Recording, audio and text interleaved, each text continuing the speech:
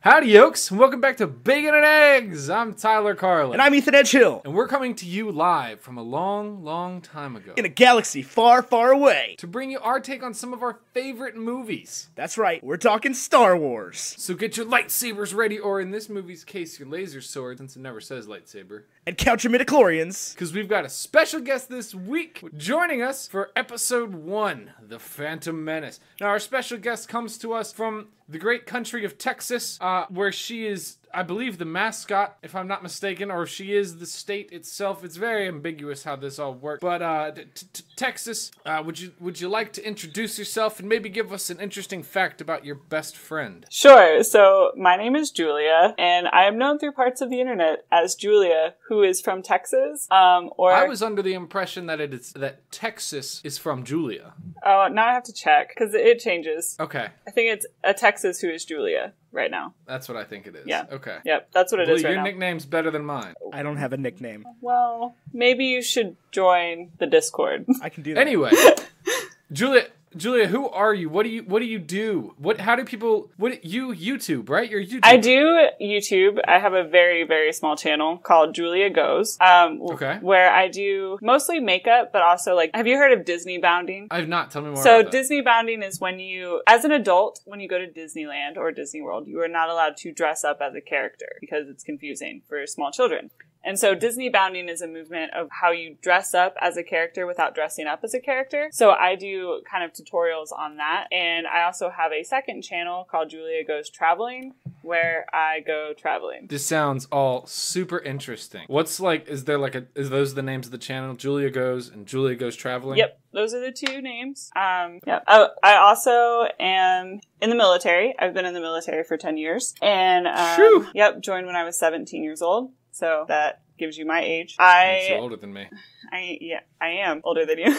But I kind of came to know you guys through Ben from the Super Carlin Brothers. I was our first Star Wars guest. Yes. Yes. I was at one point driving 5 hours a day for work, and I asked a couple people, I'm like, what should I listen to in the car? Because I was bored. It's like, oh, my brother just started this new podcast. So that's how we ended up here. And then I kind of stopped listening because my commute turned into 2 minutes. And then I drove to Arizona and listened to 15 hours. And it was very entertaining. So thank you guys for that one. Ethan, isn't it mind-boggling that we even have 15 hours of content? I was thinking about this the other day because I finally got my parents to listen to the podcast. And that's when they actually bought the shirts. And my mom was like, yeah, we'll just, Russell, we'll take a night and we'll sit down and listen to it. And I was like,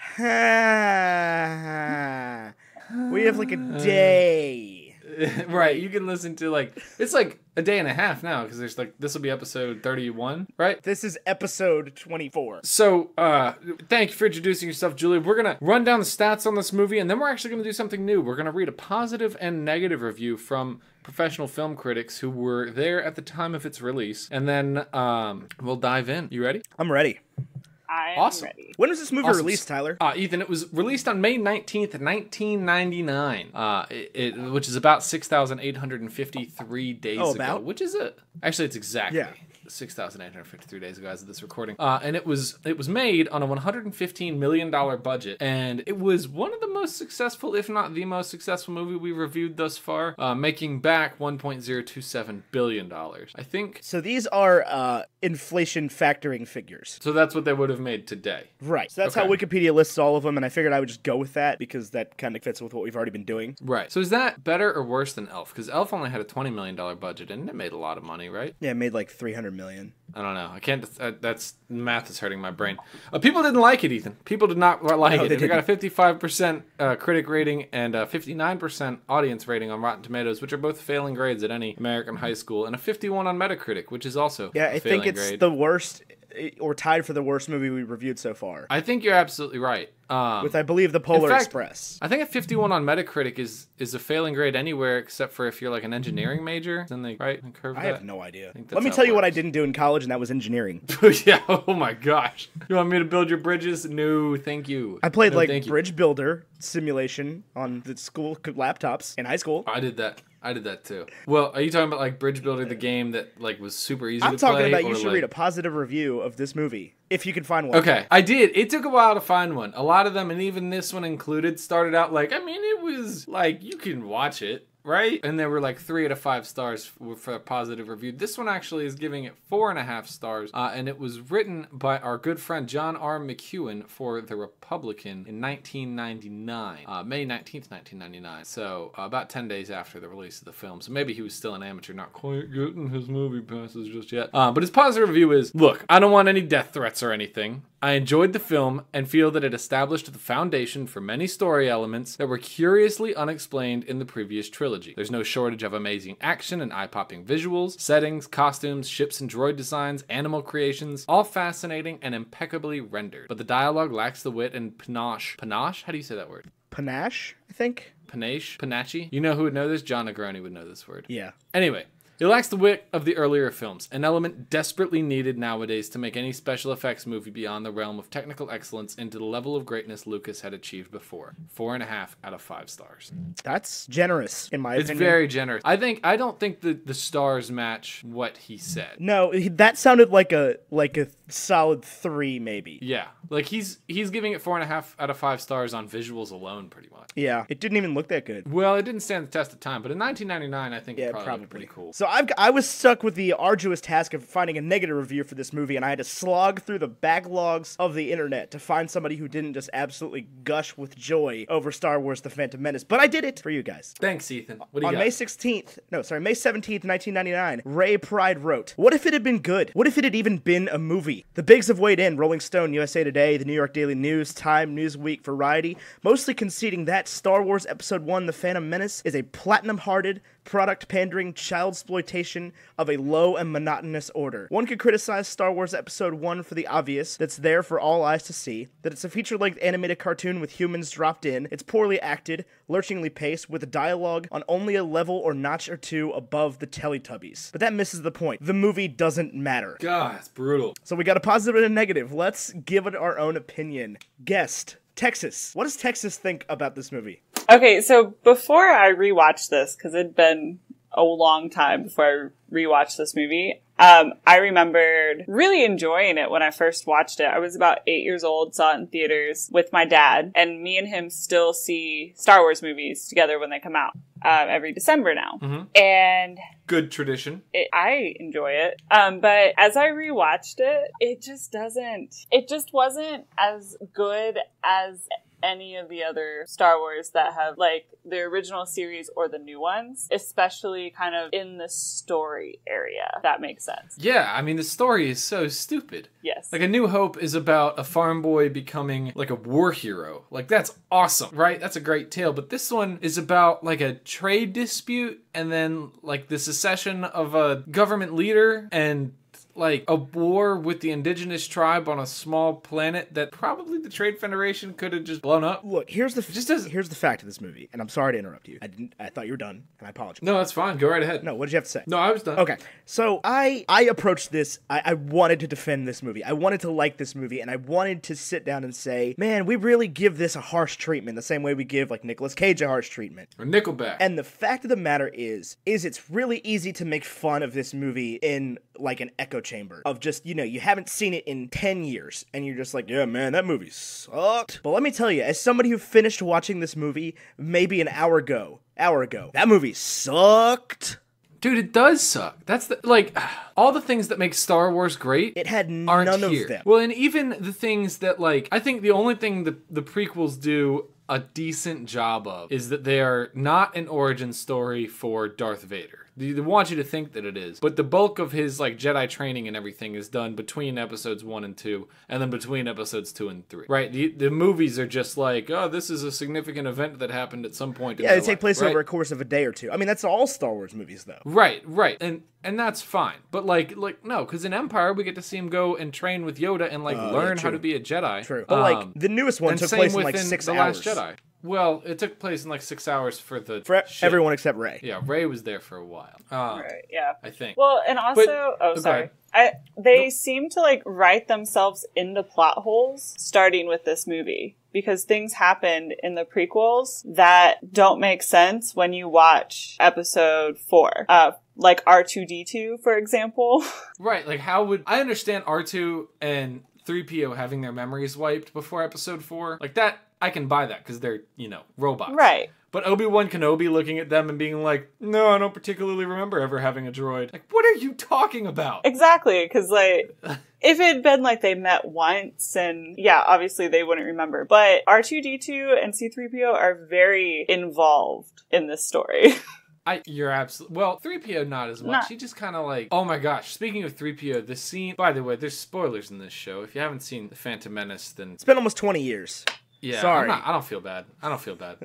But like there's a shot towards the end where Anakin's been freed, where they do like a view from C-3PO's perspective, and it doesn't like there's no reason for it whatsoever. It's just like looking around and Anakin just grabbing things and leaving, and it's stupid stuff like that it's not just the bad dialogue and the bad delivery. It's also like the bad cinematography, the bad effects, the like CGI Yoda, the CGI Kiadi-Mundi. It just doesn't make any sense. Like, why did they film it in this way? Well, because that's what the 90s, the late 90s, early 2000s looked like. I know. They didn't... When did Lord of the Rings do its run? 2 years later.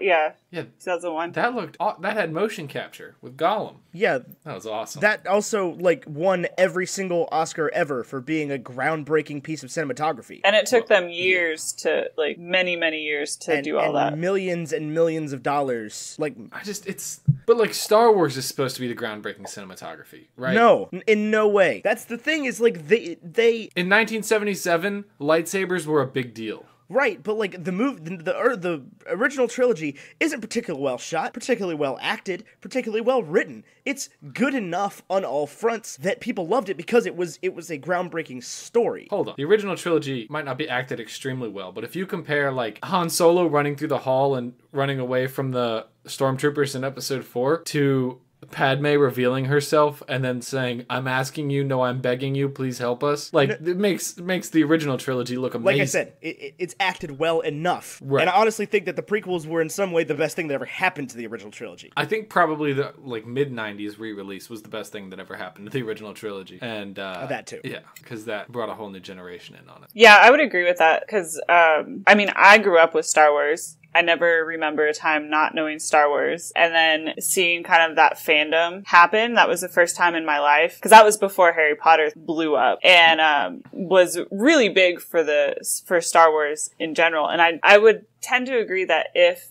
the prequels hadn't happened, I don't know that we would have episode 7, 8, 7, 8, 9, or Rogue One, or the Solo movie coming out. Oh, I absolutely think we would not have. Yeah, no, for sure. It would have... Because... Like, there was two decisions they could have made. They could have said, this is a great series, I'm glad everybody remembers it, we'll re-release it every 15 years or so, and that'll be that. And instead, they were like, no, we need to finish the story, because we said those were 4, 5, 6, so now we gotta make 1, 2, and 3. And I think what bugs me the most is that it's supposed to be like a crux around Anakin, but it's not like an Anakin origin story. It's a Palpatine origin story, and the 3 movies are about Obi-Wan and Padme more than anything else, and their growth, you know? Yeah, absolutely. And the prequels, for me, kind of ruined everything that was great about A New Hope. A New Hope was awesome because, and for the simple reason of, we get thrown in halfway into the story. Like, correct. Like, the background of Darth Vader doesn't matter. We know what we need to know about him, and we move on. You know, the background of Obi-Wan Kenobi doesn't matter. We know what we need to know about him, and we move on. All the characters. This movie does the same thing in that they give you no backstory, but they manage to make you not care about the characters. It's because none of the characters, like, have anything worth caring about. Like, let's not forget that in this movie, even though it's her body double or whatever, Padme is the one that, like, makes Chancellor Palpatine a thing. Like, falls for that trick. Which I guess is mirrored later on, and this might be one of the best pieces of, like, you know, storytelling across the whole thing, is that, like, you know, they're sitting in the Senate chambers and Palpatine is talking to Padme, and then later on he's talking to Anakin and, like, says something that causes them to do something totally evil. That might be the best piece of storytelling in the whole thing. But both of those are stupid. And I'll be honest with you, I didn't didn't even remember the Senate scenes in this. I was surprised watching this that Palpatine was not already Supreme Chancellor. Oh, same. I think like I 100%. only remembered like the pod racing and Qui-Gon dying and Darth Maul, You and that make was a like very valid point. That's all I remembered. I will remember what Sebulba's pod sounds like until the day I shuffle off my mortal coil.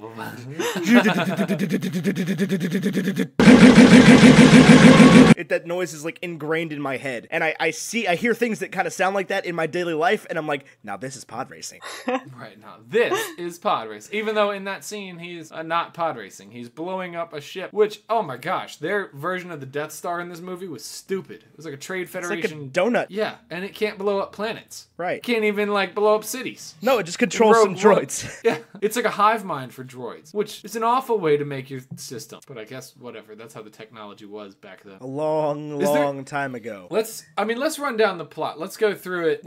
Hang sort on. of scene I do by want to scene. give one credence to the movie here real quick, and that is I can tell you 100% that if this movie had never come out in 1999, I would not care about Star Wars. Really? This was the first Star Wars movie I saw, and for a lot of people my age and younger, this was the first Star Wars movie they saw. really. So I was barely 6 when this came out. I guess That like hurts my brain. yeah, that blows my mind because I know I had seen the others before this movie came out. I don't remember watching them, but I do know that I had to have it explained to me what a prequel was because I didn't understand that this was a prequel when I watched it. Yeah, I know that like my dad, I had 2 older brothers, right? So I was always a little bit ahead on the trends, at least for things that I could be into under 10 years old, because there was a 15-year-old and a 13-year-old in my house also who could just be interested in whatever. Right.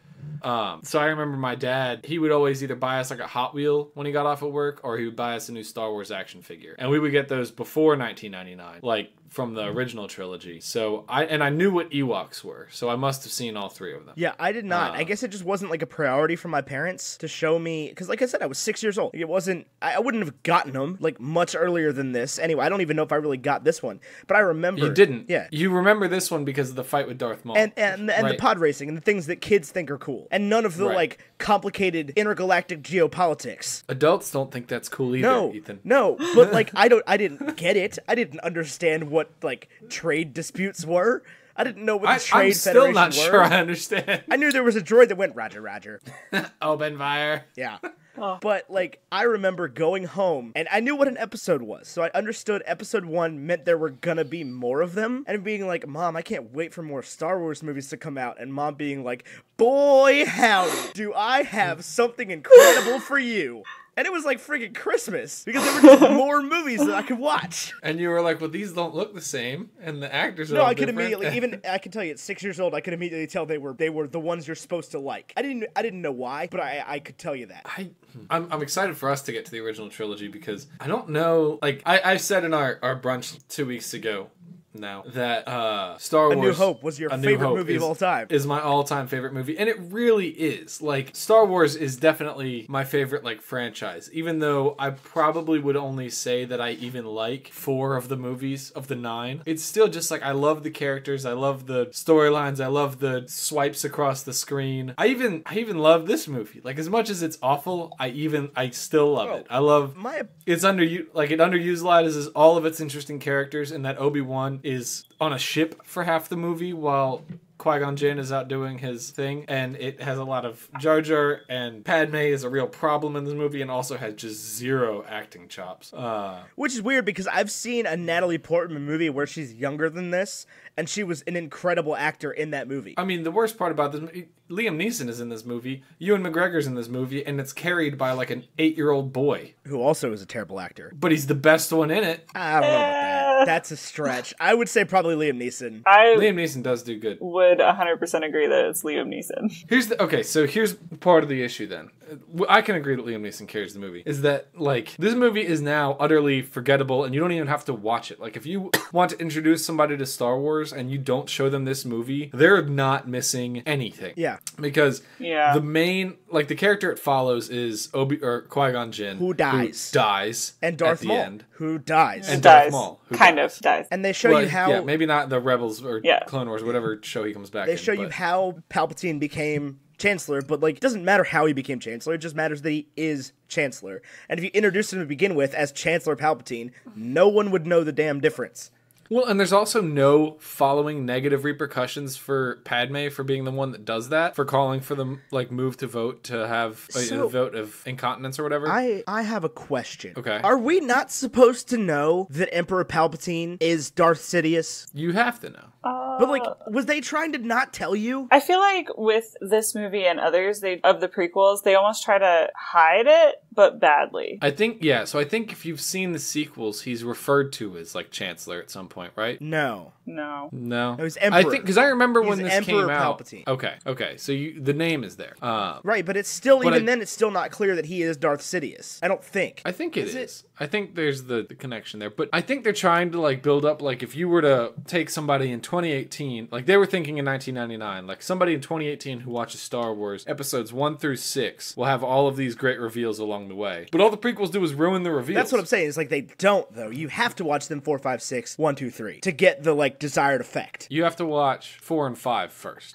What? And you have to watch 6 last. Why 6 last? That's the machete order. So the machete order is you watch 4 or 5, go back and watch 1, 2 and 3, and then watch 6.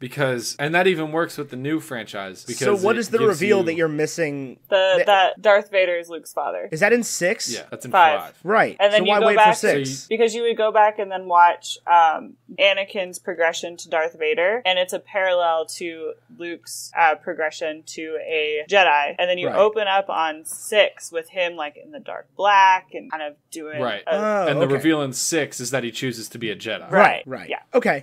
I can jive with that. And then it also gives 6, 7, 8 a sort of new Luke trilogy, right? Yeah. Where would you... Like Luke the Master, Luke the Teacher. Where would you put Rogue One in that one, though? That's an interesting question. I mean... Probably in the trash. Yeah, Rogue One, the thing is... Oh, you're breaking my heart. Rogue One exists in a vacuum that doesn't matter is the problem, because it has no bearing on the story. Like, it's a cool story in that like it shows you how you got the plans for the Death Star, but like that doesn't matter. True. This is what I was talking about earlier. Is like A New Hope. Clearly, it could have stood as a movie by itself forever for the test of time if he would just been like, this is the Star Wars. Like, that is the singular movie that could have existed on its own by itself without any other movies surrounding it. It's like, well, it was supposed to originally, right? And you don't need 4 movies explaining how they got there, and you don't need 4 movies explaining what happened afterward. It's cool that we have them, but like, so that's what the Rogue One leads directly into A New Hope. So it's like, yeah, it's cool we have that story, but it is just that, a Star Wars story. Yeah. Well, and the thing is go ahead.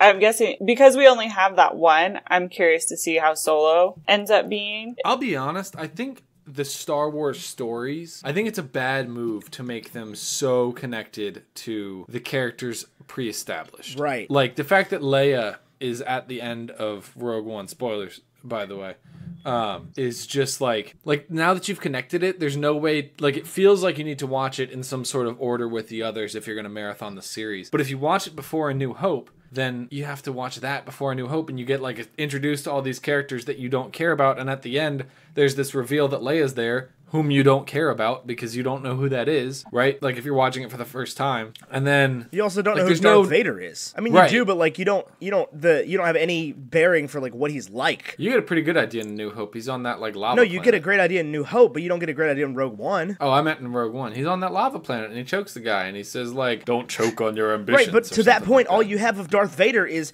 no. I'm raising my hands. You can't see it, but I'm raising my hands. No, that's it. That's all we have of Darth Vader. And then Darth Vader is this incredibly evil character, and I agree with 100% agree with the people that said that that scene on the lava planet with Darth Vader should have never happened in Rogue One. And I will make this point, and this is the hill I choose to fight and die on, that the first scene you should have seen Darth Vader in Rogue One is when the lights cut on and he's there with the lightsaber on the ship at the end and just shoom, done. That's it. That would have been so cool, and that's part of why I hate the movie. Different story for a different day. Sorry. But that's the thing, is like the Darth Vader story is the most inconsistent for what you know about Darth Vader, because you know nothing about Darth Vader except that he was previously Anakin Skywalker, who is a total f***ing Anakin is so evil. Although in this movie he is let's get back to episode 1. He's so incredibly good. Right, he's just the sweetest kid. You want to love him. You want to just give him a hug and be like, I'm sorry, you're a slave. And Yoda does give a pretty good prophetic description of what's going to happen to him. It's that, like, you are an incredibly nice kid, but you are afraid. And fear leads to anger leads to hate leads to the dark side. Right? And that's, like, the 3 movies that we see. But he just doesn't seem like... For one, I don't believe that he loves Shmi as much as he does. Like, from watching the first movie, or just in general? Right. Well, no, obviously in the second movie, he loves his mom. Holy crap. No, because the dialogue isn't there to support the fact that she just kind of lets him go in not like a negative way, but in a like, this is what I'm doing for you. Like, I'm sacrificing myself so you can have a better life kind of way. And that is not Cat, because it just really, in this movie, it really looks like he's just like, Mom, can I go? Please say no. And she's like, yeah, you can go. And he's like, okay, bye. Yeah, I agree with that. But real quick, I know we keep saying before we dive into the plot, but I found it incredibly difficult to watch this movie without the glasses of someone who's seen the other movies. Like, we just did the whole Marvel series, and I tried to put myself in the position of, like, I've never seen any of the other ones, and I got on you a couple times for saying this, of, like, but the things that happen in the future, and it's like, I found this incredibly tough to not think about the things that happen in the future, and, like, when Qui-Gon first met Anakin, I'm just sitting there going, just chop his head off right here. You know what I'm saying? That would have been smart. That's what I'm saying, is like you can obviously sense it. You're a strong Force user. You would have been on the Jedi Council if you had just listened to the code. Like, that's one thing. Just kill him. I'll say there's a cool arc in this one with, like, I don't think I ever caught it before because, again, I just didn't pay attention to the dialogue. It's just not engaging. It's not memorable. But, like, everything Qui-Gon does is really pretty interesting. Like, he disobeys the Jedi Order. He's not on the Council because he never follows the rules. And he's been training Obi-Wan, and there's this interesting contrast between the two of them moving forward that, like, Obi-Wan is like, whatever the council says is what we do. And we obey the council, and we don't break the rules. And disobeying the council's orders is dangerous. I think that that's an interesting thing. Like, it shows sort of the balance of the characters, and that, like, Qui-Gon to me is not a perfect Jedi. Like, he would have been a much better master to Anakin than Obi-Wan was. Because he would have been able to understand the, like, breaking the rules and being upset about the Tusken Raiders. To like, teach Anakin to be a real person instead of just, like, a super RoboCop like he is. Yeah, like an evil RoboCop. Yeah. Super evil dude. Yeah. He's a super evil dude. Well, not in this movie. No, he was such a good kid, man. I wanted to like him. What about Jar Jar? When I was a child, I liked Jar Jar. And watching this movie just now, I'm like reaching back through my past and slapping 6-year-old me in the face and being like, I don't... Ethan, you're better than this. You deserve better than this. Demand better than this. Demand Ewoks. No. God, he's the most annoying character in cinematic history. I don't know about that. Ethan, do you remember watching all 3 prequels in college with me? Yeah, so I think, honestly, that's where my love of Star Wars kind of started. Watching them in college with me? Because I'll be real with you, like, Star Wars was cool, but it was kind of like, it was over for me. I was like, all right, Star Wars is cool. Like, I'll watch them when they come on TV. But like, I didn't care all that much. I knew the story. I didn't really know a whole lot of the lore. But like, I never watched the TV shows. I read some of the books, but like, there were way too many to get into. Well, right, and this was at a time when the EU was still intact, so it was tough to be like a fan because there were so many fans that were such jerks about it. Right, and it wasn't cool yet, it wasn't like okay yet to be like a Star Wars fan necessarily. They hadn't brought it back around, and I remember you came home one day with like the DVD of all, or the Blu-rays of all 6 of them, and you're just like, we're gonna watch Star Wars. And I'm like, all right, it's never something I'm going to turn off, but it's not like my number one thing. But like, well, no. We didn't buy the all 6 DVD. We bought the original trilogy on Blu-ray originally, and we watched. This is why we have such fond memories of this, Ethan, is because there are fan edits of episodes 1, 2, and 3. Oh yeah, you're right. Right, they're about an hour and 45 minutes, and they just have Jar Jar Binks cut out of them. Oh man. Yeah.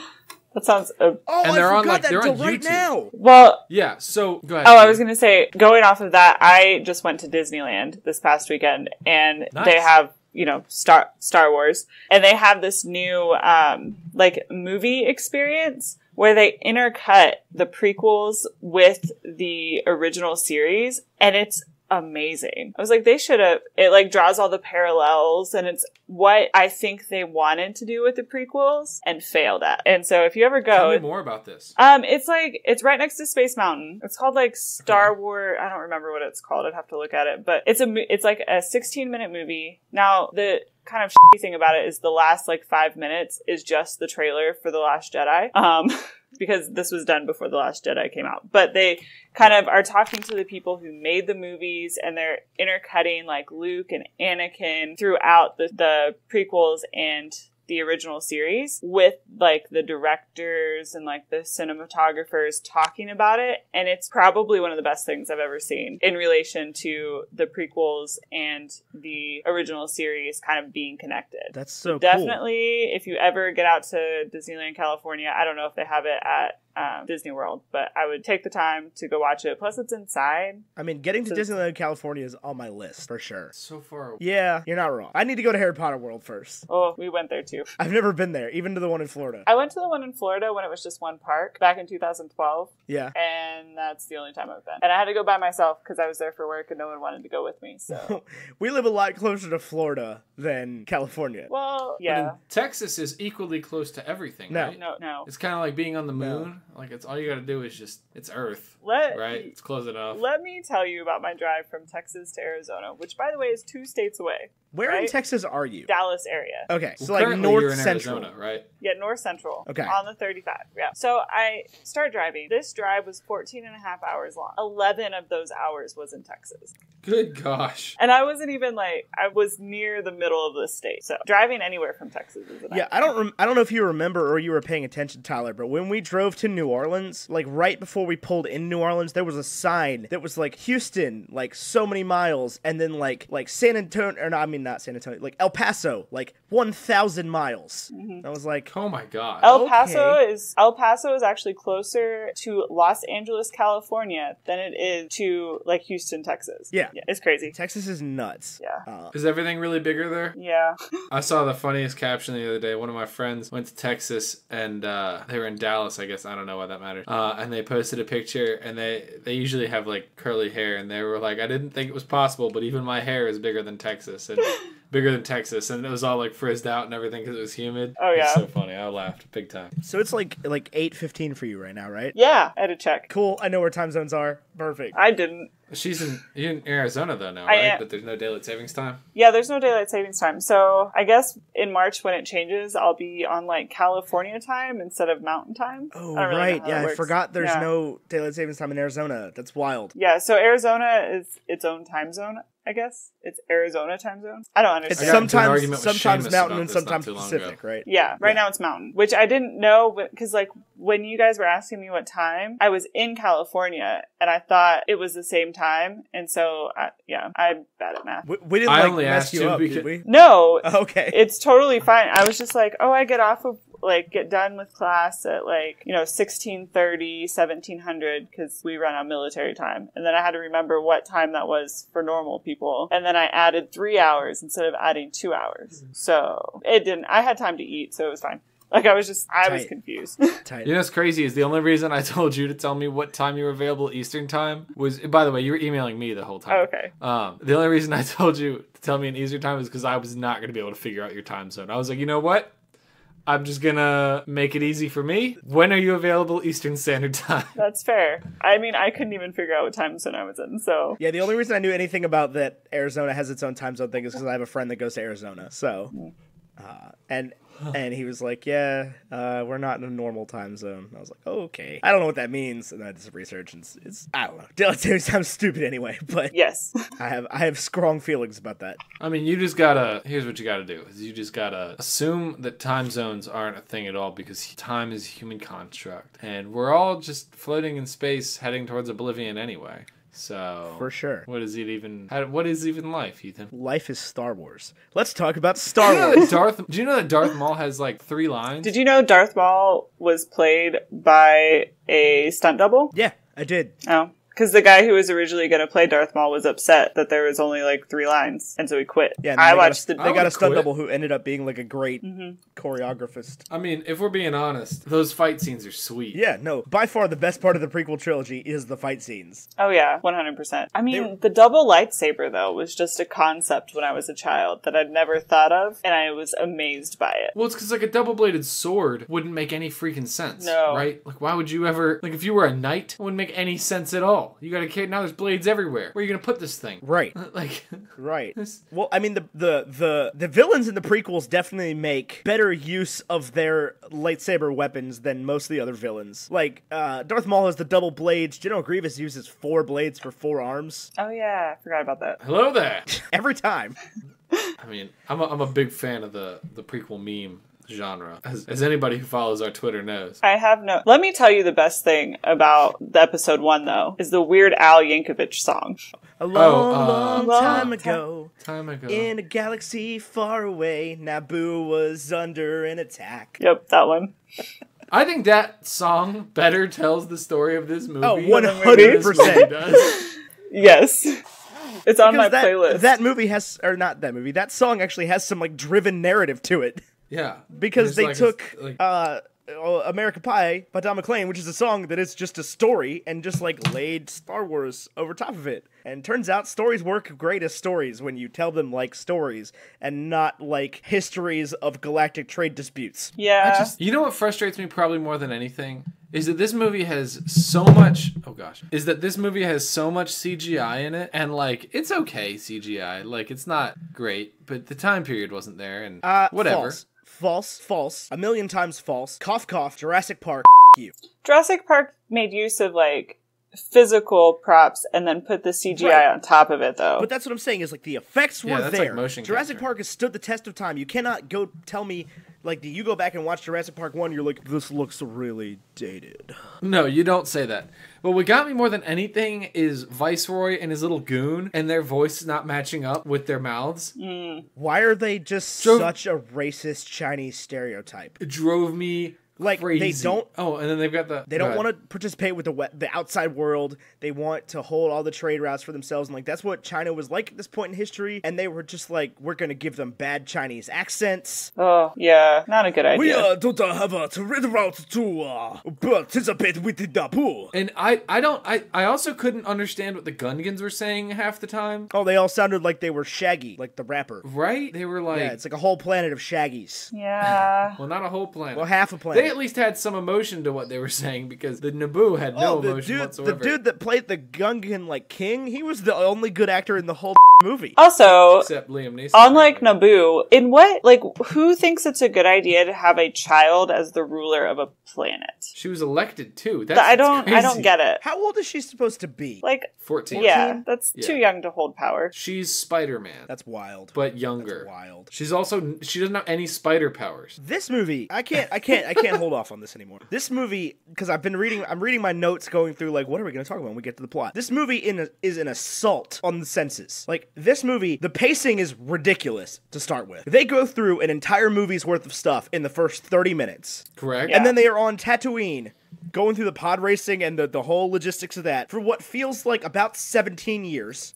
Well, and then there's thing a about the whole pod nother act racing- to the movie. I'm like, this movie would not end, no matter what. It's over 2 hours long, which is like think about how you felt watching Black Panther compared to how you felt watching this. Like, at the end of Black Panther, I was like, wow, I could go for more of that. That was awesome. No, and This 45 minutes into this to- movie, I'm like, is it over yet? I had to watch it in 3 sections. I watched one act at a time. There's 3 acts. I was like, okay, let's do the everything leading up to Tatooine, everything after Tatooine. And that's the only way you it's can like do Thor it. Ragnarok, if Thor Ragnarok was bad. The Ragnarok was amazing. I still haven't seen it, so. Oh, so What? good. This is- Sweetie Pumpkin. This is Meek. He's got knives for hands. But no, like literally, there's not like a second of this movie where you're not being assaulted with some kind of like visual thing or like a bad screen wipe, and there's not like 2 minutes where there's not score going on in the background. Well, And- to be fair, the score is really good. For some parts Yeah, of I it, mean, you can't- there's some parts where I'm just like, you could have tried harder. And it's mixed really bad. As long as we're talking about sound design in this movie, it's mixed really bad. The dialogue is way too loud. This is really nitpicky. I'll say that it's mixed poorly. However, if you just listen to the soundtrack is amazing, and John Williams is probably one of the best score composers of at least the 20th, 21st century. That's all movies. Yeah, that's what I just said. That's like what score. Yeah, no, but I mean, like, there weren't movies in the 19th century. No, you're 100% correct. And if you want like a big, strong, epic movie, there's like 3 names I can recommend, and one of them is John Williams. Oh yeah. I'm curious. Hans Zimmer. And who else? Silvestri. Yep. Silvestri. Yeah. Now, I like Michael Giacchino. He did The Incredibles. He did, and he was also very good. And Lost. I don't know if I would call the score for the Incredibles epic. It's like it fits the movie great, but it's a different kind of strong, if you know what I mean. It's very jazzy, very like progressive. The Incredibles is the best version of Captain America: The Winter Soldier. Anyway, no, John Williams did a great job, and I have no issue with the major pieces in the score. Duel of the Fates, one of the strongest like fight music pieces written of all time. Obviously, the Star Wars theme is just always going to be incredible, but there's a lot of the little incidental bits that I noticed that I'm just like, this doesn't fit the movie. Like, there's nothing wrong with the music. It's like you put this in a weird place. Yeah, no, I did notice that, but I listened to the soundtrack on its own before, because I was driving back from California and had run out of things to listen to. And I was like, oh, I have to watch this movie. Let me listen to the soundtrack. And if you just listen to the soundtrack, it's a really good soundtrack. But then you go from that and then to watching it, you're like, oh, well. I mean, it's got the Duel of the Fates, which I think is one of the most iconic Star Wars songs, and probably the best thing to come out of this movie. Or maybe Ewan McGregor is. But it's just, Duel of the Fates, if you guys noticed, is really quiet while that battle is going on. The choral comes in pretty loud. I don't know. I thought the mix was really bad in this movie, just in general. Like, the dialogue sounds like you put a bunch of layers in like a sound editor and just did everything except the dialogue and mixed it and then just threw the dialogue on top of it and like clicked it all the way up. But then again, I'm getting really nitpicky here with like the sound design of a movie made 20 years ago. But like I think the dialogue was just a bit too loud. This is the most nitpicky comment I've ever made about a movie on this show. You know, Ethan, I texted you earlier and said it's our duty to not be overgeneralizing, but also not be too nitpicky and give an honest, fair review to every movie we talk about. I'm being nitpicky. I'm sorry. But you don't need to be with this movie. You don't need to be overgeneralize either. You could say the delivery of the lines were bad. Period. So I'm gonna tell you something on the level. I write all my notes for these movies. This is just a behind the scenes, a BTS on Bacon and Eggs. I write all of my notes on my phone, in like the Google Docs on the phone. And normally my iPhone has got my back on spelling names and stuff. This movie, it did not. It did not. Qui-Gon Jinn is a rough one for my phone. I didn't ever write out Qui-Gon Jinn. I just wrote Qui-Gon, which got translated a lot to Quinjet, because it just knows me from the Avengers and stuff. But Gungan became Gingham every time. Darth Sidious never got spelled right once. Palpatine became Palpating every single time. And it was like Jar Jab, Jar Jam. It doesn't like for me to say 2 words in a row the same way, so it tries to translate one. All that kind of stuff. It's just bad. It's bad news. Okay, can I talk about the story in this movie? Talk about it. I don't know about the plot, but okay, so a lot of things happen. They land on Naboo so that they can, correct me if I'm wrong, they land on Naboo because they're following the droid army to Naboo to get to the capital city. They didn't follow the droid army, they stowed away on the droid army. Right, to get to the capital city. Like the conversation they had on the ship was we need to board one of the planes so that we can go down to the planet, meet up, and then go to the capital city, correct? Yeah. Okay, then why on earth did they go to the Gungan city at all? They kept giving the reasoning that was like, oh, we're gonna die if we stay out here.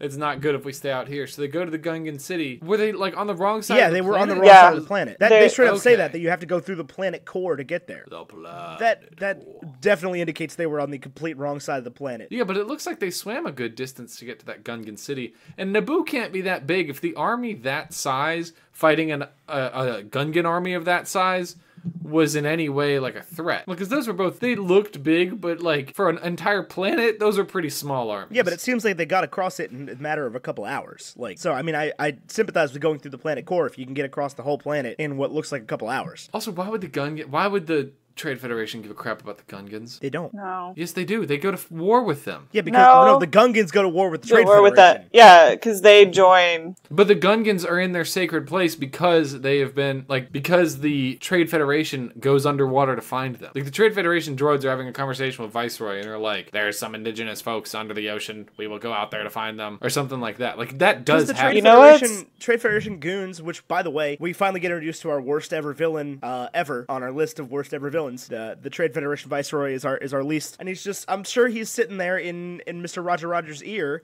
being like, we need to delete all the city, all the civilizations on the planet. Can you imagine if they did Mandarin like that? No. People would have had a field day. They would have freaked out. Because it is incredibly racist. Yes. Yeah. If they were like, oh, another cheap American knockoff.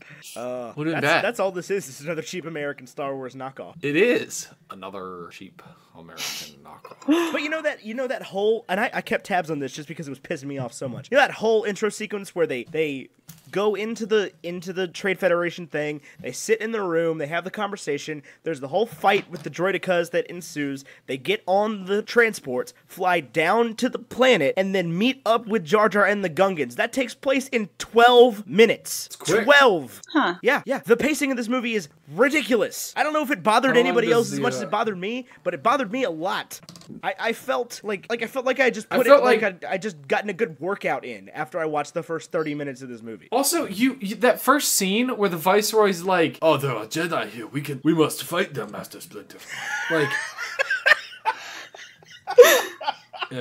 that whole thing. Like, if you don't know Star Wars, you have no indication that the Jedi are the good guys and the Viceroy's the bad guy. Like, you may as well be like, "Oh my gosh, 2 terrorists just showed up on this ship of these perfectly peaceful tradesmen."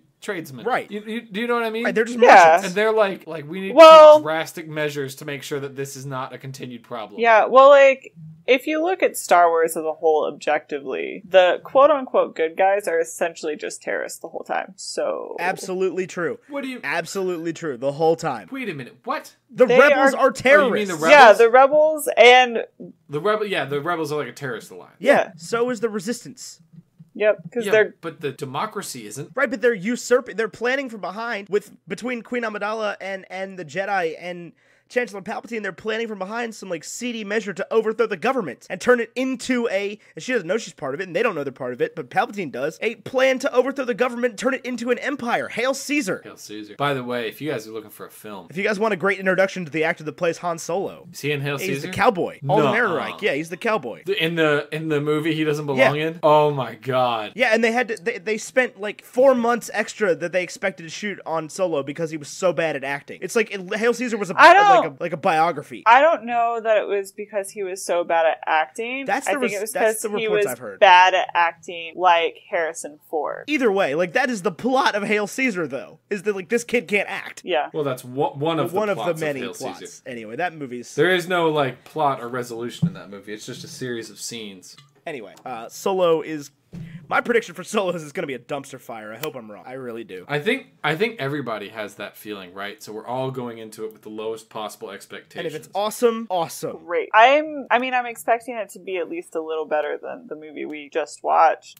Here's my question, okay? So the prequels come out, and they can be about anything. If you're George Lucas, you've developed these 4 great characters in Chewbacca, Han Solo, Leia, and Luke, right? And your prequels can be about anything, whatever you want. They don't have to be the origin story of Darth Vader. They can be. You can also have that origin story of Darth Vader that includes Han Solo, Leia, Luke, and Chewbacca. We don't get any Han in all the prequels. Where does Solo take place? But that's the other thing. It's like, yeah, it's got to be far enough away that there is no talk of Jedi. I think it's like not where, but like where in the series. Like I think it takes. Is it like 3.1, 2.5? No, because he's you know what I'm saying though. He's young. Because people are calling Rogue One like Star Wars 3.75 or 3.9. I would call it 3.9 because it. I would agree with that. But like, so does that make Star Wars like? Does that make Solo like 0.5 or does it make it like... Did it happen before or after the fall of the Empire? After. I don't think we're gonna get that answer because he needs to be far enough removed that he would have never even heard of a Jedi. No, but I mean, I think it just happens far enough removed. I think it happens on the outer rim. But he needs to be far enough removed that he can, from his perspective, go from one side of the galaxy to the other without ever hearing of a Jedi. Yeah, that would make him thousands and thousands of years old. Why? Because the Jedi go back a long way. Well, not necessarily, because Rey had never heard of. No. I mean,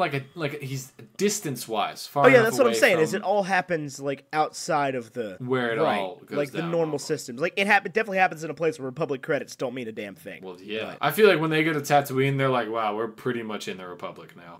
yeah, but yeah, I don't know. But like, I'm curious to see where that ends up, and I guess we'll know as soon as we see the movie because it'll be like, is there an empire? If not, well, I think it's after 3 because Chewbacca is on Kashyyyk in 3. Fair enough. So it'll be Well, 3.1. We don't know. We don't know that Chewbacca's there. That's just the planet that Wookiees are from, right? No, he's Chewbacca's in. there. Oh. Yoda in says 3. Chewbacca's name. Oh, do they? I missed. Yeah, he's in 3. It's been a long time since I've seen. No, you're 3. good. You're good.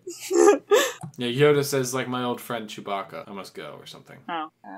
I've avoided the prequels for a while. Most people do. You know, I think every time I've watched them since I've owned them has been with like the director's commentary on, and I've just listened to the commentary. That's so interesting. I don't think I've ever watched anything except for the 100th episode of Scrubs with director's commentary. I'm that person that watches everything with director's commentary at least once. They're super interesting. Mm-hmm. I stopped watching the director's commentary when I stopped buying DVDs, though, was the real problem. I still buy DVDs. I've watched Birdman with the director's commentary, and that is violently interesting. Anyway, I had a point. I had a question. It's gone. It's gone forever. Y'all continue. Why do we care about what's going on in Naboo? Like, why does Naboo have so much power in this intergalactic because that's where Senator Palpatine's from. So I don't get it either. Yeah, I'm with you there. There's an important senator from every system. No, there's not. There's an important senator. Is he there's an important senator from 3 systems, as it was mentioned in that. Like, there's 3 people that got nominated. It was somebody from something, Senator Palpatine from Naboo, and Senator whatever his name is from the other place where they have pod racing. So obviously that's a redneck system that we're never gonna listen to. So he's out. So like I get the impression that Senator Palpatine carries a lot of. It's the same thing with the United States senators. Like there are senators that carry a lot more weight than other senators, and those states become more important because those senators are from there. That makes sense. Texas. I don't know if that's the case or not. Texas. Yeah. So like Bernie Sanders is from Vermont, right? Like that's the thing. Like he's the senator from Vermont, right? So people develop an idea about Vermont just based on Bernie Sanders. Correct. Whereas like nobody's sitting there. Apparently you do. Nobody's sitting there going, what is Virginia like because we know about Mark Warner. I don't even know about Mark Exactly. Warner. That's what I'm saying. It's like there are senators that are more important than other people, or than other senators. I think it's the same way for the Galactic Senate. I think that Emperor, that Senator Palpatine carries more weight than other senators. Okay. I can get behind that. You see what I'm saying, though? Is like that's why we care about Naboo. Is like they obviously have just as much voice as the other people do in the Senate. They have the same vote, but like they seem like a vocal group. But what Padme keeps saying, or Amidala, are we supposed to think that's 2 different characters? Or they have different motives? No. Okay, cool. No. What Amidala keeps saying is that, like, I need to go back and be with my people of Naboo. We don't, outside of this stupid invasion, we don't want any part of all of this. So it's like, Palpatine is a very ambitious senator, I think, because it doesn't seem like his approach is the same of that of his people. Correct. Like, she wants to just get out of Coruscant as soon as possible. Right, she wants to be isolationist. I'll tell you, Coruscant's a cool thing. Although I did not gather until this watching that Palpatine was the senator from Naboo. No, me I neither. think it took me to like the third movie to figure that out. He's the Chancellor after that. Yeah. But But like there was like a connection in one of those, and I was like, oh wait, it's the same person. Did you know that Keira Knightley plays half of Padme in this movie? Wait, really? Yeah, and they look so similar at this time in their lives that even their parents can't tell them apart. She's the queen, right? She's the queen, but they kept switching roles on the Queen and the Handmaiden, Huh. which I thought was weird because the Queen has a distinctly different voice. Correct, but she just tries to sound a lot more real. Right, but like it's a real thing. There's like people watch this movie trying to figure out which one's which, and like the truth is like hard to also reveal. What's up with her makeup and like the lip thing? Is she related to the Grand Master or what? I think yeah. so. They're both Oh, Disney. Julia hasn't seen that. She No, know what I I'm talking haven't. about. No. Yeah. Damn, girl, you gotta go watch Thor Ragnarok. I know. I have a whole list of movies that I need to go see. I'm gonna give you a piece of advice from Bacon and Eggs to you. What you need to do is you need to take your list of movies you need to see and move Thor Ragnarok to the top. Now, should I put it before Black Panther? Because I haven't seen Black Panther yet. Tough one. Either. Although that I'm planning on seeing this week. I mean, it is Black of Panther... the Bacon and Eggs opinion that Thor Ragnarok is a better movie, but Black Panther is a more important movie. Yeah. Is Thor Ragnarok out on DVD? It's about to be. I'll get it. It's available on digital. I think. Well, when I get my credit card back, which will be tomorrow, I will get it. Please do. And watch it. Yeah. Also, go see Black Panther. Do both of those things. That's the plan. I'm in a place where I have a lot of free time, but not a lot of free time. If that makes sense. Yeah. Yeah. Yeah. Because I know exactly that feeling. Oh my god. Oh my god. Yes. Yes. Yeah. All right, let's run down the air quote plot of this air quote movie. Hair quote. I won't lie to you. When you said we had to watch The Phantom Menace, I literally, with you in the room, listened to. Yeah, we did get like pretty halfway much through that all movie. of The Phantom of It's a good movie. I'm not even gonna finish that sentence. I'm just gonna sound like a douche. Well, no, I'm just gonna be like, well, I mean, the movie was pretty cool, but like the movie was by far not the best recording of the play. And if there's one I want to listen to, it's not Gerard Butler trying to sing stuff. Yeah, you're about to drop some theater nerd. That is actually very true. But they used to have a recording of it on Netflix, like of the actual. It was amazing. It was the 2000 something 25th anniversary production with Ramin Karimloo, and it was amazing. It was very good. It was so much better than the movie, and now they took it off Netflix, and I'm sad. Yeah, he also did he was Enjolras. Yeah, Enjolras in the 25th in Les Mis with Nick Jonas. Yep, that one. I love that one. Me too. Except Nick Jonas. Which Jonas? Was it a Jonas that took over in Nick Jonas. Same one? Okay. Yeah, so he played Marius in the 25th anniversary Les Mis. Marius, what's wrong today? You look as though you've seen a ghost. Some wine and say just what's gonna sing that going whole on. I'm holding a wine bottle in my hand as we're saying that. Oh, is that what he's saying? Like some wine? I thought he was saying like some. Yeah. I thought he was saying a ghost. You say a ghost maybe. I thought he was saying like a ghost some people complain. That's my Nick Jonas say impression. What no, is going on. some wine. And tell us what's Would you happening. like okay, some wine? The way that they always sing it doesn't translate that way for me. Correct. Fun fact, the guy who recorded that version of that character was Raul in that 25th anniversary. Actually, did you know? Yes, he's I very can good talk at this it. all day, but this is not... No. This is not Bacon and Eggs talk about 80s theater reproduced in the 21st century. You know... Julia, when we get to that episode, we're going to bring you back on just because you know what I'm talking about. I know what you're talking about. I lived with you for like 5 years. Yeah, I know, but most people that don't live with me or talk to James all the time don't know what I'm talking about. I wouldn't say I talk to James all the time. Well, he introduced me to this stuff. We went and saw the guy that did Valjean in that 25th anniversary Les Mis. We went and saw him sing live. It was awesome. Oh, yeah. That was incredible. Amazing. I'm hoping to get up to New York this year and go to see a couple Broadway shows on Broadway. Very excited. A couple? They're not cheap. You're not going to see like Hamilton, are you? No, that's too How expensive. does a bastard, orphan, son of a whore, and a Scotsman? You know the words to Hamilton? I know the words to that song. I could not listen to the whole thing. Derek made us. Derek Knabenbauer? Yeah, that one. Knabenbauer? Is that how you pronounce Knabenbauer? Yeah. I would have thought it was Knabenbauer. Yeah, a lot of people would, but it's actually Knabenbauer, just like it's Knife and Kano. Oh, no, this time Palpatine was not written as palpitating. It was written as my pal Putin.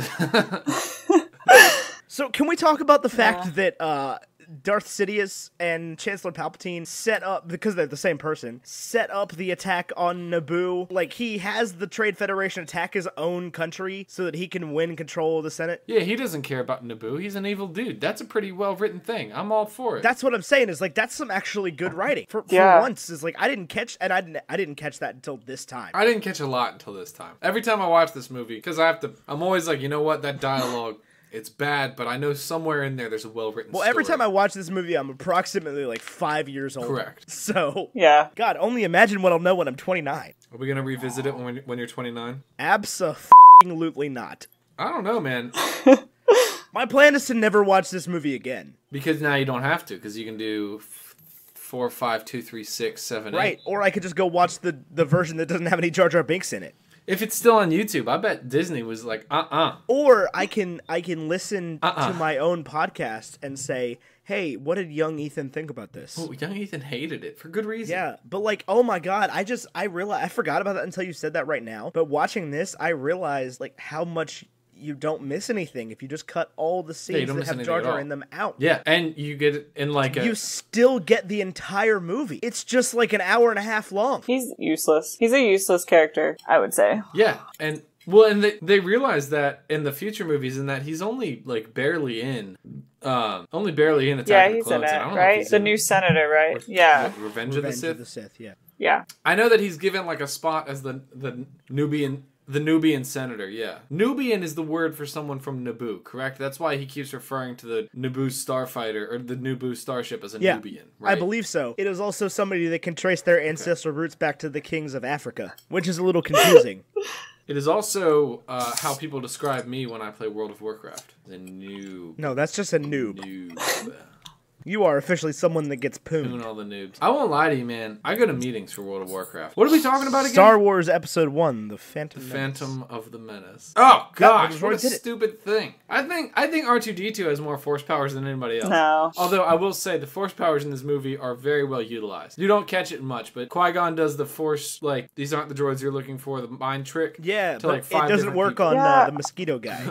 Which I think is weird because he knows his Jedi. I'm a whatever. The What, tricks you don't think work you're on some sort me. of Jedi. And he's got like a 5 o'clock shadow. Yeah, Republic credits don't work. So did you notice in every single shot of Qui-Gon Jinn and Padme walking together, Qui-Gon's like 9 feet taller than her? Well, Yeah. okay, so back to like me nobody watching else. the director's commentary. Because Liam Neeson is actually just really tall.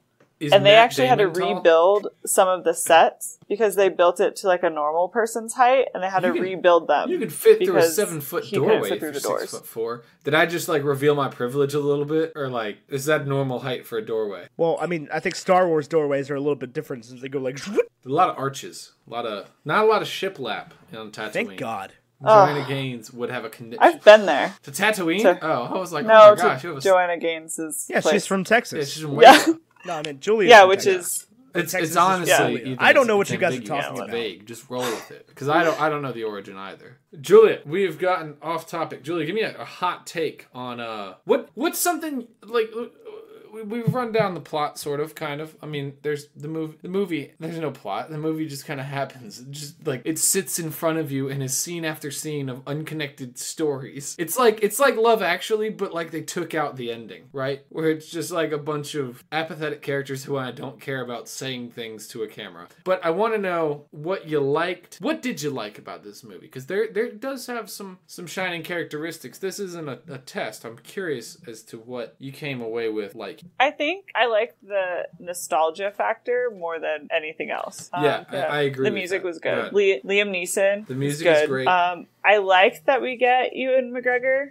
I mean, I didn't particularly like him. I didn't hate him in this movie, but I like him in subsequent things. Yeah, so I like the introduction of him. So. Yeah, he's definitely not used to his full potential here. Yeah. There's no train spotting. I'll agree with that. I like the nostalgia is a good way to put it. I like, the first note I wrote down was I still get chills when I hear that fanfare. And you get that blue text and then the Star Wars logo and the you know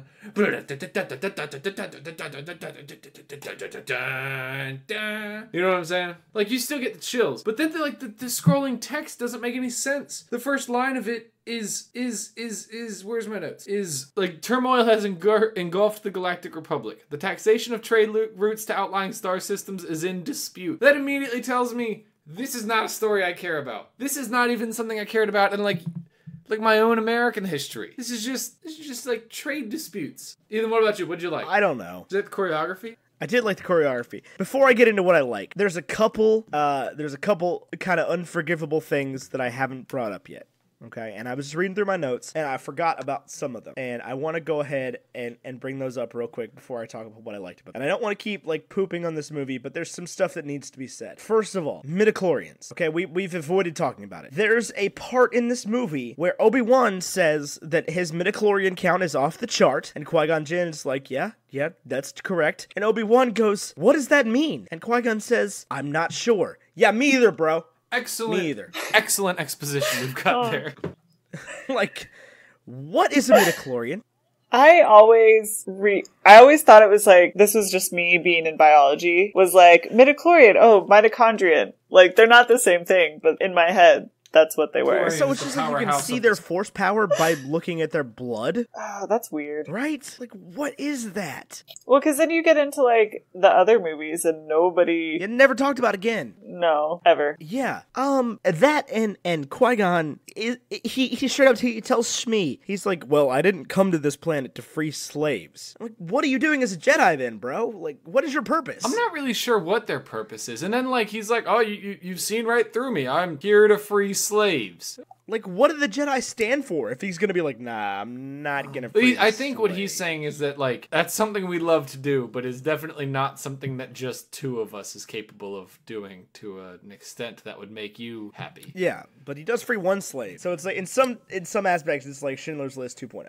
Well, he doesn't free slaves, it's just he frees Jews from internment. You could say that. Anyway. Yeah, so he doesn't want to free slaves. Like, what are you doing as a Jedi then? Like, what is your purpose here? His purpose... What was their purpose there? To get a replacement part for the ship, because even though R2-D2 repaired it while they were leaving Naboo, Their purpose on Naboo it was to get not back off repaired Naboo. enough that they could Or fly not, their all purpose the on way Tatooine. of course. No, was to get back off Tatooine. Tatooine. But they had to meet Anakin in the process Right. because that's how the story went. Despite the fact that Qui-Gon Jinn definitely would have seen his force power from the beginning since he's sensitive to force users, and he would have noticed that there was like a bad thing going on there. Like every single other Jedi on the council did, and he didn't listen. And then Obi-Wan Kenobi trains him because it was what his master wanted. He would have just killed Anakin dead on the spot if he was like an actual Jedi that did what he was supposed to do. Right, like maybe we shouldn't have this happen. Right, and the whole Jedi Council's like, yeah, this is a bad idea. And Qui-Gon's like, listen, guys, listen. No, it's not.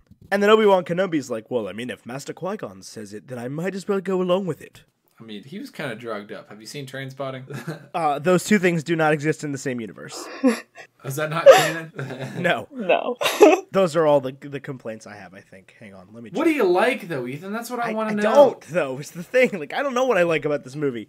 The choreography's cool. The music is cool. I don't know. It's really, really poorly acted. It's really poorly written. What do you think would have happened with this series if, like, say the original trilogy never came out, and then they just made this It would have movie? stopped at this movie. It never would have gotten a sequel. I don't know. No, because I think- back then sequels weren't the thing. Like, now sequels are the thing. Everything gets a sequel. Everything gets a remake. Like, that's all we do anymore is make remakes and Ghostbusters only got sequels. one Like, sequel. there hasn't... No, it got two. Well, it got a sequel and a remake. Yeah, that's what I'm saying. That's what I'm agreeing saying. with It's you. like, that wasn't the culture back then. It's like they still had original ideas back then. I don't think anything is really original anymore. Movies that didn't hinge on something else still existed back then and got popular back then. Yeah, I can go with that. They don't anymore. Like what? Our blockbusters coming up for this year are like Infinity War and Solo and Jurassic World 2. Which Jurassic World 3 was just confirmed. Right, but it's a sequel of a remake. Do we have any blockbusters that are Or a reboot. original stories this year? I'm sure we Probably do. not, honestly. Yeah, what? Ant-Man, That's which like- is a sequel. That's like a sequel of a sequel. That's what I'm saying, is like there's not,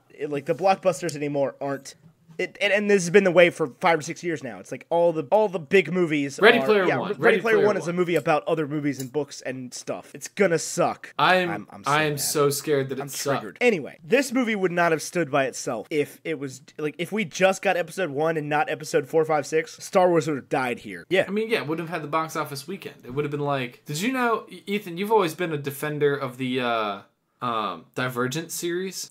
Right, but I think it would have Divergent been like hinged that. off It would of have, like, Hunger didn't Games. get quite Hunger the Games, blockbuster yeah. weekend it was expected. 100%. No. But No. Divergent Divergent all the could way not to have been 3 made into movies movies before that saying, would have we're gonna succeeded, give up 'cause those and movies not were make bad. the fourth one. I will admit those movies were bad. If Hunger Games had not been made into successful movies, Divergent would not have been made into movies. Past the first one. You think so? I think it's different. You want to do some rankings? I just don't know what else we have to say. I feel like we just keep crapping on it and coming back to the same points. Like, I like the music. I like the choreography. I don't like the acting or the delivery or the cinematography.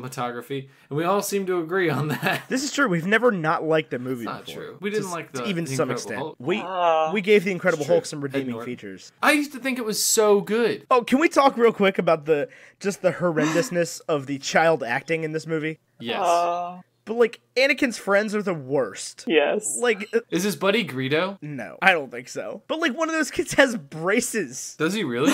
Yeah, one of the girls has braces. And there's a I didn't kid notice that. There's a kid that's like, "Yo, Anakin, this is so wizard." They don't say lightsaber. He uses wizard as an adjective. You don't ever do that? No! You're so wizard. They don't say lightsaber, they say laser sword. It's just I don't know. The kids are bad, man. The kids are bad. Probably the worst part of the movie, the kid included. And he had to drop out of school because people hated him so much. I remember that. The kid that played baby Anakin. Yeah, he had to be homeschooled because he was just being ridiculed. Which, well, that's depressing. It sucks. That's not fair to that kid at all. Because it's not his fault. It's absolutely George Lucas's fault. They had all that money. $115 million was one heck of a budget in 1998. Right, and none of it was spent on dialogue. None of it was spent on let's shoot that again because that was awful. Try it like this time. It's a really expensive version of The Room. So, for rankings, Ethan, Darth Maul's cool. I don't really know anything about him. For villain ranking? Is he the villain here? I don't know. Kind of. At least at this point in the story, we don't know. For everything we see in this story, if you don't know that Darth Sidious and the Chancellor are the same person, Chancellor seems like a pretty good guy. Yeah, but Darth Sidious is a bad person. He's a Sith. Right? We got 2 Sith. Yeah. They also say a line in this movie that just ruins, doesn't make any freaking sense. There's always 2. No more, no less. It's what are you talking about? At the end of this movie, there's 1. At least for a time. Until they can recruit another one.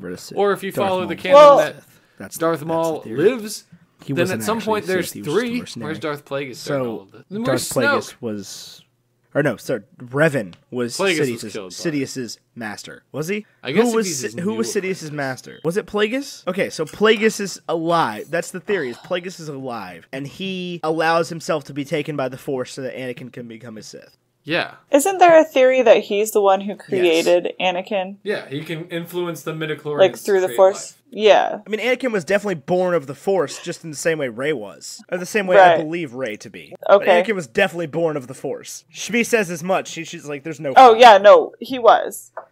Yeah, which as a child I didn't understand at all, but yeah. Because he's Jesus. Yeah, this movie, this series has got some strange undertones about its thoughts on Jesus. If Anakin is supposed to be Jesus. About how Jesus is actually Satan. Right. All right, so we got a villain ranking. So our villain ranking goes on a scale of, what is it? Tommy Lee Jones to Heath Ledger. Ledger, or a scale of the Trade Federation goons to Sebulba, both of whom appear in this movie. Honestly, if you look at Palpatine, he's actually got some redeeming qualities. Using, his own army to attack his own other army so that he can get what he wants and power in the Senate. That's kind of a genius move. It's the only decent piece of writing in the whole movie. So Palpatine's good. Darth Maul's good, but we don't get another. Yeah, the double-bladed lightsaber thing is cool. I will say this about the choreography is that if you just hone in on Obi-Wan or just Qui-Gon, they're swinging their lightsaber not at the enemy, they're swinging it at his blade, which is frustrating. But I still like it. The choreography's cool. I don't know.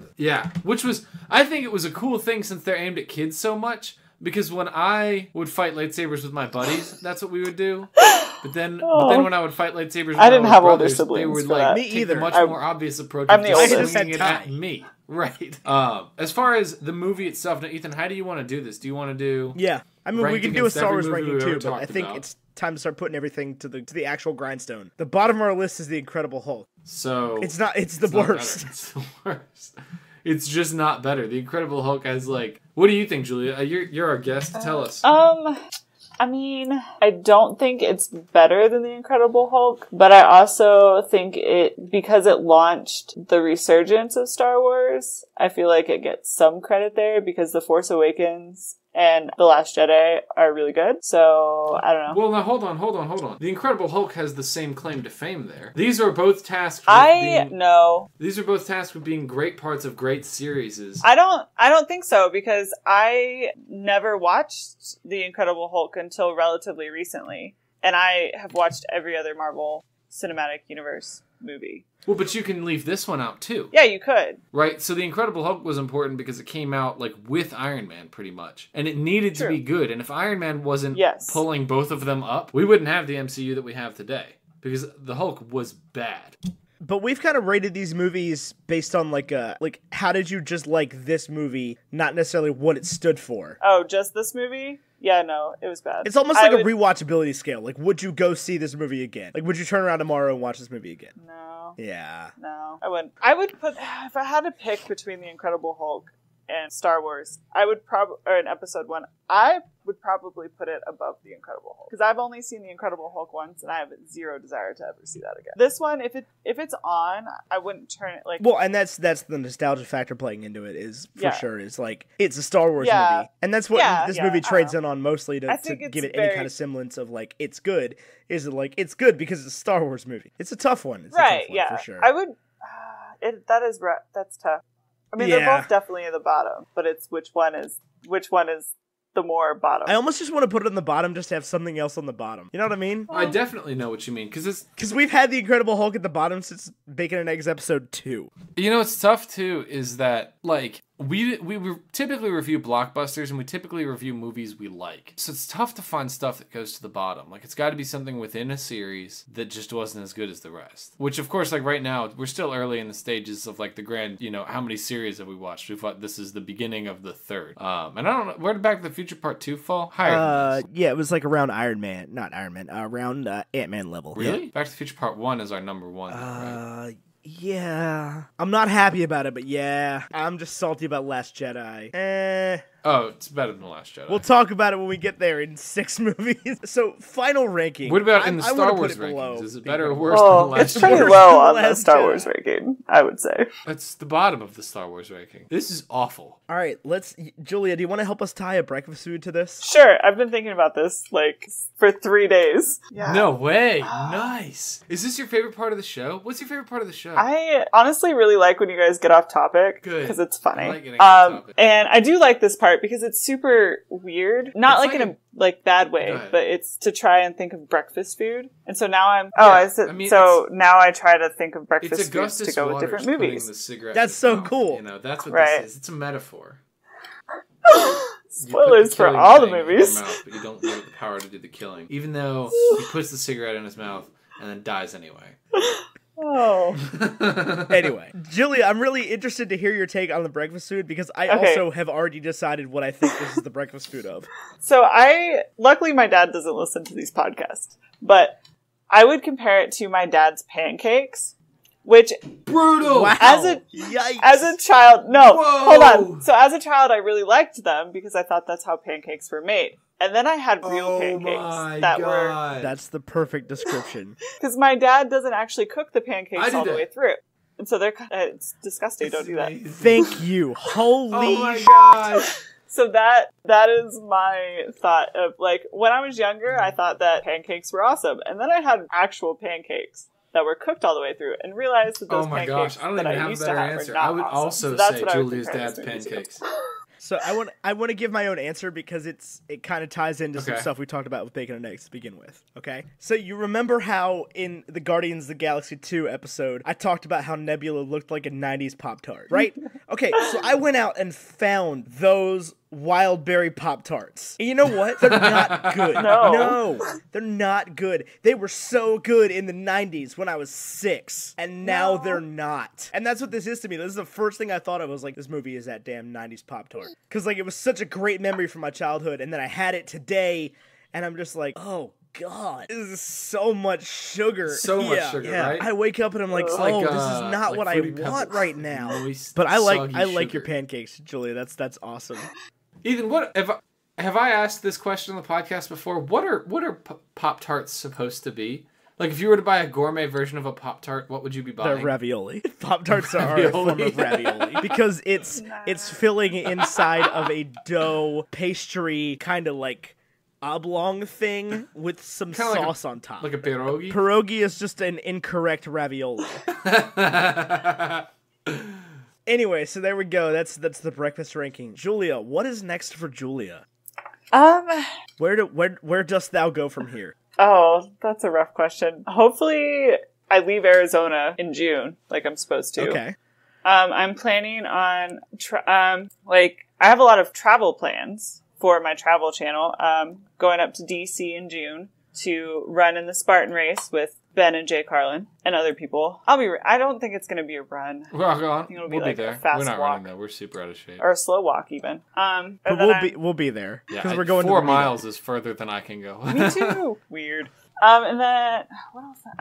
I'm either gonna go to New York or Russia as well. I haven't decided yet, and just kind of continue to do my YouTube thing. I'm hoping. I got demonetized today because they changed the rules, so hopefully one day. Yeah, so go follow Julia on Julie Goes and Julie Goes Travel.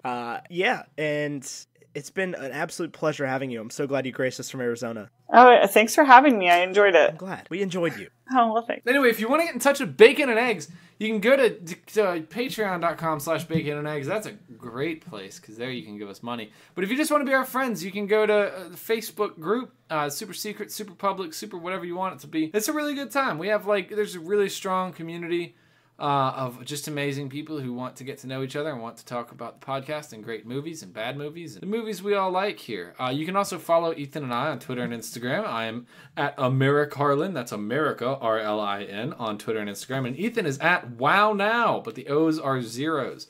That's an exclamation that nobody says, but Ethan insists upon. Yeah, you can also follow the podcast on Twitter, Bacon and Eggs 23. There's a lot of prequel memes there, and we talk a lot Star Wars there. Julia, where can we reach you on your socials? So my Twitter handle is _fit_hippie. Yes, I just tweeted at you. Yes. Instagram is Julia Gulia 2009, and those are JULIA, and then GULIA 2009. And yep, that's my social. Oh, hey, look, Mary Carlin started following you. We weren't lying. Perfect. Anyway, this is fun. A lot of fun. I love guest shows. I love having guests on. Julia, thank you so much for being a part of this and making Bacon and Eggs the great thing that it is, a community. A joining together of ideas across the continents. Although this is the same continent. But here pretty soon we'll be across some continents. This is a super good time. Thank you for joining us. Ethan, do you have any closing remarks? I do not have any closing remarks. It's been an absolute pleasure. Thank you everybody for listening, and until next time, arrivederci. Amidala and Anakin sitting in a tree. Kissing.